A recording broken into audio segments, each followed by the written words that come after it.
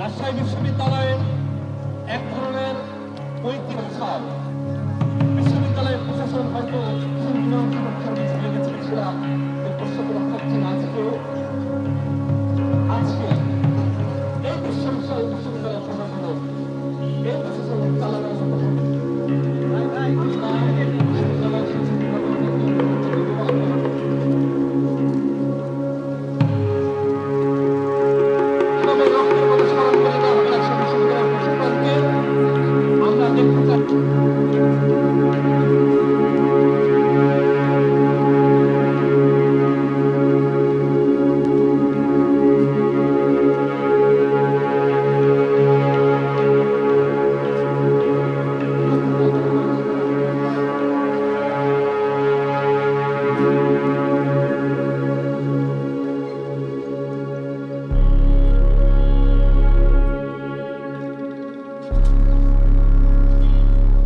আমাদের ওই রাজশাহী মেডিকেল সেন্টারে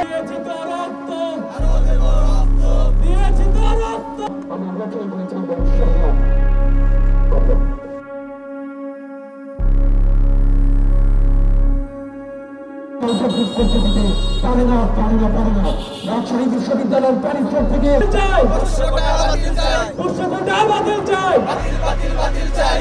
নিন্দা জ্ঞাপন করতে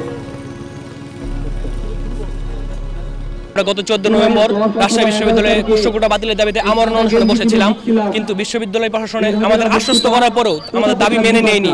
আমরা ধারণা করছি যে বিশ্ববিদ্যালয় প্রশাসন হয়তো 24-এর অভ্যুত্থানে আহত, পঙ্গু এবং শহীদ ভাইদের রক্তের কথা ভুলে গেছে। আমাদের একটা সংকটাপন্ন অবস্থার কথা উল্লেখ করেছে যে বিশ্ববিদ্যালয় প্রশাসনে এমন অনেক টিচার আছে তারা চাই যে কোটা থাকুক, কিন্তু আমরা তাদেরকে স্ট্রেট বলেছি যে আমরা কোনো কোটা চাই না, কিন্তু ওনারা এটা অগ্রাহ্য করেছেন। তো এর জন্য পুনরায় আমরা আবার এখানে সমবেত হয়েছি। সময়ের সাথে সাথে মুক্তিযুদ্ধ কোটা এমনি হারিয়ে যাচ্ছে, কিন্তু এই পোষ্য কোটা যদি এই প্রশাসনের আন্ডারে এই সরকারের মাধ্যমে যদি বাতিল না হয়, তাহলে আমি মনে করি রাজশাহী বিশ্ববিদ্যালয়ে আমি বেঁচে থাকা পর্যন্ত, এই প্রশাসন বেঁচে থাকা পর্যন্ত বা বাংলাদেশ বেঁচে থাকা পর্যন্ত, রাজশাহী বিশ্ববিদ্যালয় বেঁচে থাকা পর্যন্ত কখনো পোষ্য কোটা বাতিল হবে না। অতএব আমাদের একটাই যৌক্তিক দাবি, পোষ্য কোটা অতি দ্রুত বাতিল করতে হবে। যদি সুবিধা গ্রহণ করতে হয় তাহলে সংবিধান আপনাকে বলছে আপনি যদি পিছিয়ে পড়া জনগোষ্ঠী হয়ে থাকেন তাহলে আপনার জন্য কোটার একটা পার্সেন্টেজ সরকার সাংবিধানিকভাবে আপনার জন্য ন্যায্যভাবে ধার্য করে দিছে। এখন প্রশ্ন হচ্ছে বিশ্ববিদ্যালয়ের শিক্ষক কর্মকর্তারা কি আদতে কোনোভাবে এই বঞ্চিত বা পিছিয়ে পড়া জনগোষ্ঠীর তালিকায় পড়ে কিনা? উত্তরটা হচ্ছে না।